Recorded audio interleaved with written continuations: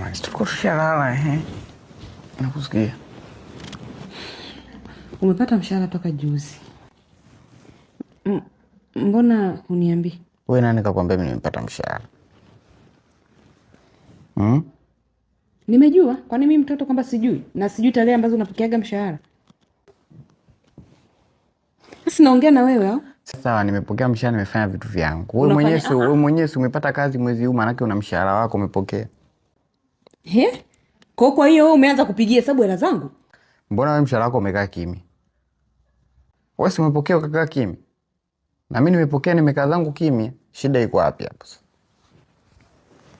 Ndio tumeshafikia huko. Niambie. Kwa hiyo mimi mwana wangu ni nani? Ni mimi. Nani nitakiwa mimi anipe hela? Mimi.